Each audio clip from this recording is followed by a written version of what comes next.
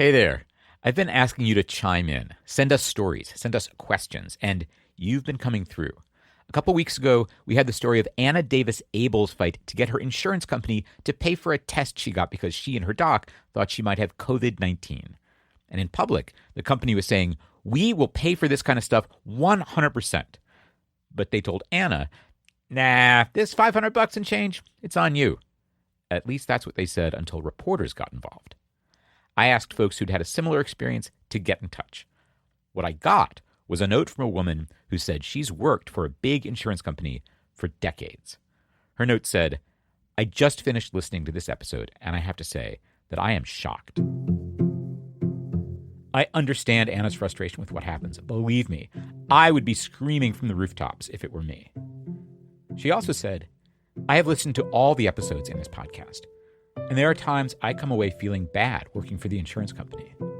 And she had some advice for all of us based on things she's learned from working for the insurance company.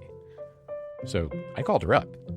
In her note, she said I could use her full name as long as it was clear she didn't speak for the company. But when I asked her what she did there, she hesitated a little bit. And then she was like, I investigate healthcare fraud. Oh, wow. So you want to pick my brain is what you want to do. Yeah, correct? right? Yeah, absolutely. Absolutely, yes. We were on the phone for an hour. I'm not going to use her full name. Just going to call her Kim.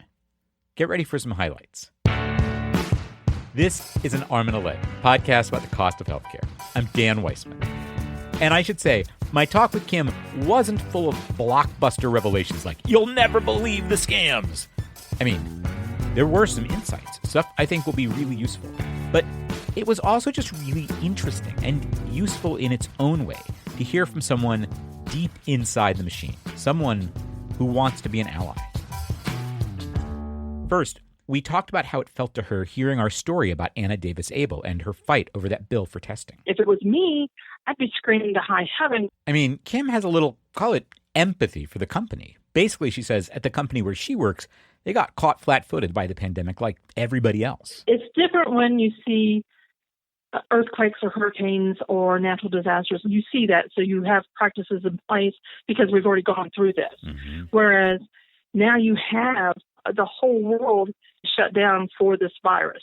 And we're trying to put things in place as well as taking care of our employees who may be affected as well. In other words, they didn't really have a playbook. They're playing catch-up, and everybody's figuring out how to do their jobs from home.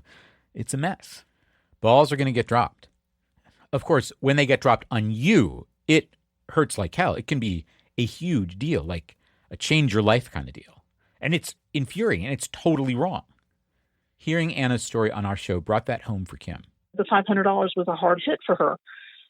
And knowing that there's other people out there, my next door neighbor is losing her house because of her medical bills, and she's had to file bankruptcy, and they foreclosed on her home. It's so close, and to see it, and knowing that, you know, the insurance is part of it. It just eats at my soul. So I asked Kim, what about that advice she had? In her email, she said, watch those bills, go over them. A lot of the time, they're wrong. And we've heard this advice before. Here it is again. It is advice she gives people in her own life. Family members and stuff, and then those come to me and they're like, okay, you understand insurance. What's this? And I'm looking at it going, well, did you have this procedure done? And I'm like, I don't remember. I've seen some where people are like, well, I can't understand why I'm paying $25 for a Tylenol, and I don't remember having a Tylenol. She's like, get an itemized bill. And if there's anything on it that seems questionable, like, did it even happen? Call up the provider and ask, just like we've heard before. And Kim admits there is no guarantee they'll play ball with you, which sucks. But I've heard your testimony. I can tell you, it is 100% worth trying. Sometimes they'll offer to take weird charges off right away. And other times, if they don't, and you're ready to do battle, that itemized bill gives you ammo. Like last year in an episode called Can They Freaking Do That? We walked through the steps of fighting a legal battle using small claims court. You don't have to be a lawyer. You don't need to hire one. And a lot of times, just the threat of using small claims court, if you do it right, is enough to get a better deal. And if you haven't listened to that episode, go check it out. But not everything is a candidate for that. Like some bills are too big for small claims court. And I asked Kim, what if it's your insurance company that's leaving you on the hook for something that seems totally wrong? And this is where things got real and where I learned stuff about what we're up against and how to take your best shot at protecting yourself. And that's right after this. This season of An Arm and a Leg is a co-production with Kaiser Health News. Kaiser Health News is an independent newsroom reporting on healthcare in America. It is not affiliated with the giant healthcare provider Kaiser Permanente. There's a little more detail on Kaiser Health News at the end of the show. So I asked Kim, what about when your insurance company seems to be leaving you on the hook for stuff that just seems wrong? Yeah, and that's where you hope, I hate to say this, I really do. This is where you hope that the person on the other end of the line when you call in the insurance company is diligently listening to you. And she says, you're hoping for some empathy there. And here's one of the hard parts, one of the parts that makes her say, I hate to say this. A lot of the time, the person you're talking with isn't even in the United States. It's cheaper to hire a call center in another part of the world. And that creates a problem, a barrier to understanding that I hadn't even really thought about.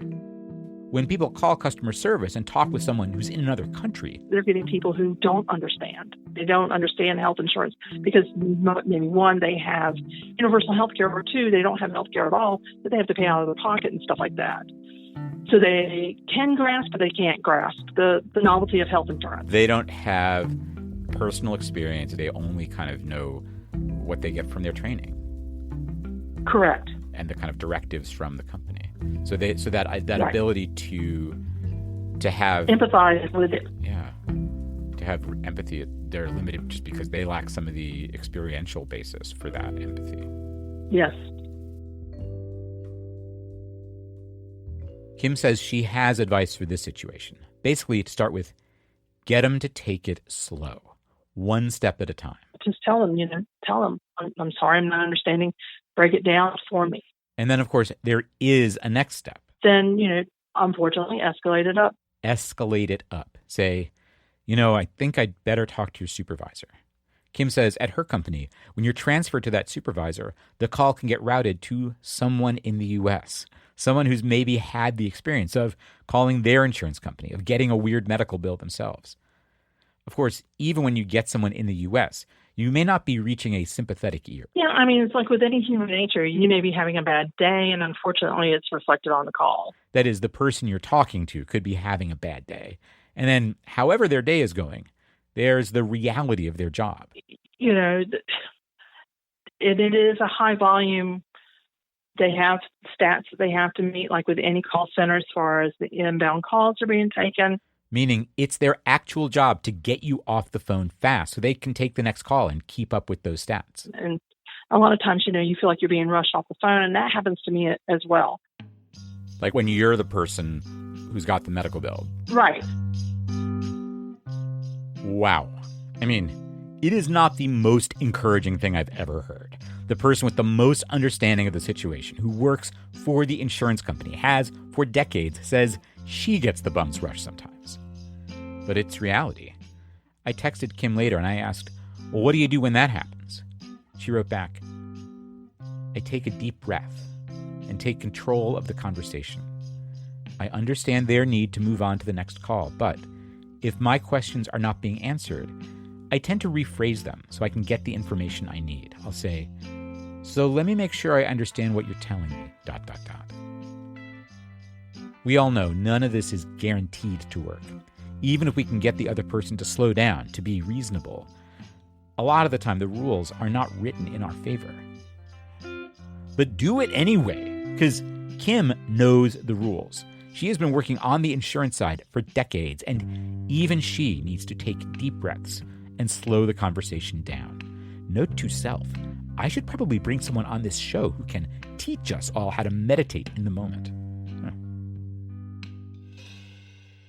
I asked Kim how she started listening to the show. My therapist is the one who told me about your podcast. Oh, wow. Oh. She was like, this is something that'll make you feel better. Yes, exactly. Have you brought it back to your therapist and said, why did you have me listen to this? Or have you discussed it? Yeah. Well, no, I haven't discussed it because, couldn't go see him during the virus. Right. Yeah. So I've got a scheduled meeting with him soon, but yeah, I'm just going to go, okay, really, dude, why? Just, you're adding to my anxiety. Well, I'm so glad you're listening. I'm so glad you got in touch. I really appreciate it. This is great information and real insight. Oh, no problem. I hear last season where they're fighting these bills and stuff like that, and I'm like, oh my gosh, but why is it such a battle? Whereas my father showed me how much it cost for me to be born. He $250, and that's everything. The hospital bill, my delivery, my doctor, everything, just to deliver me back in 1962. Yeah. But that's not the case these days. To deliver a child, even if it's just in and out, you're looking at $15,000 to $20,000 just a facility bill. Yeah.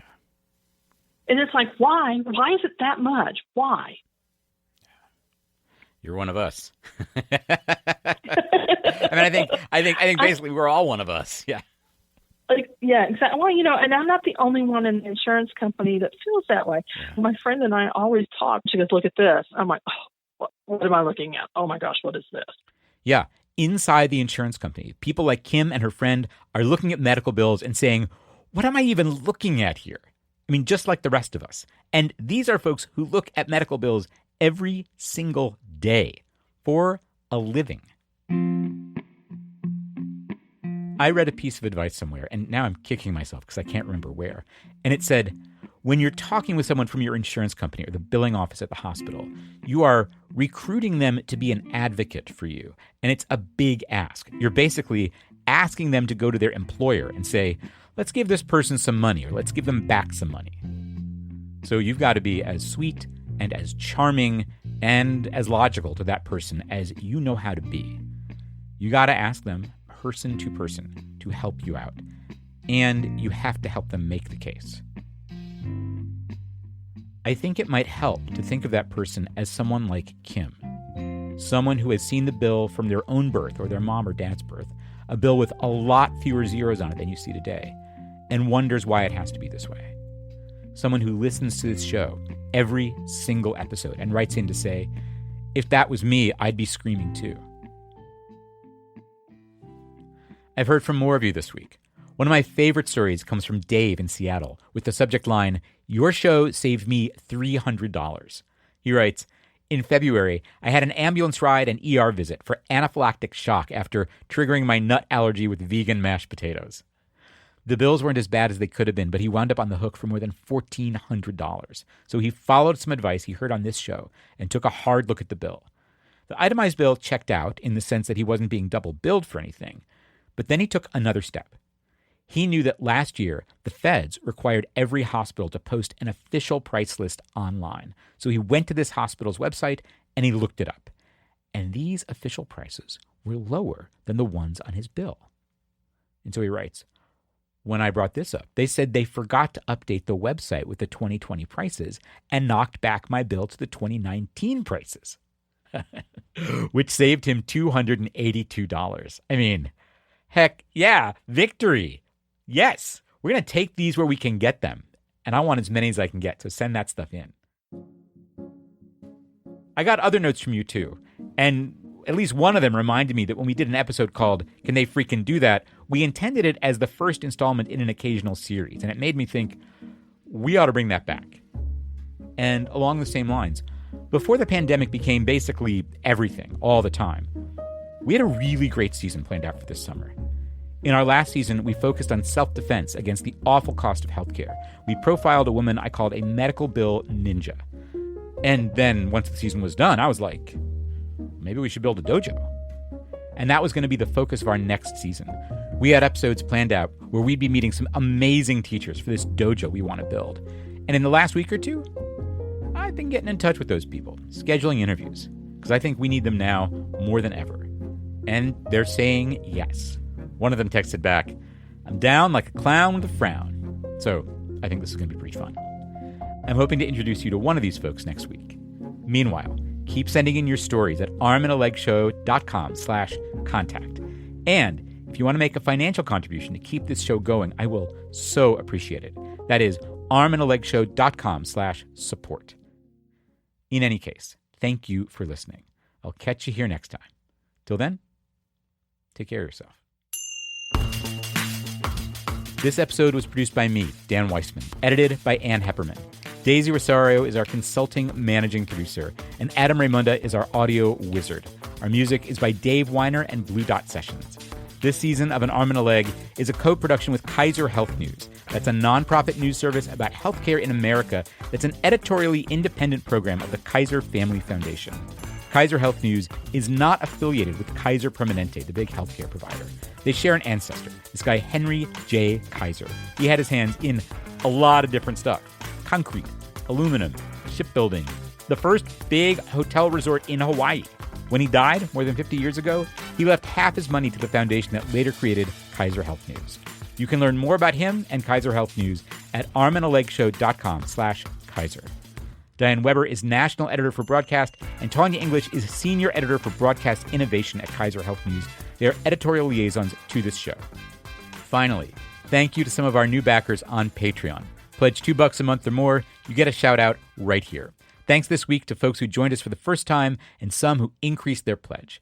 Thank you so much to Lise Brodzik, Chris Moore, MD, Carrie Howell, Catherine Gassler, Nadia Ailson, Rich Magnuson, Birch Kinsey, Ellen Solway, and Alyssa Cowan. Thank you so much.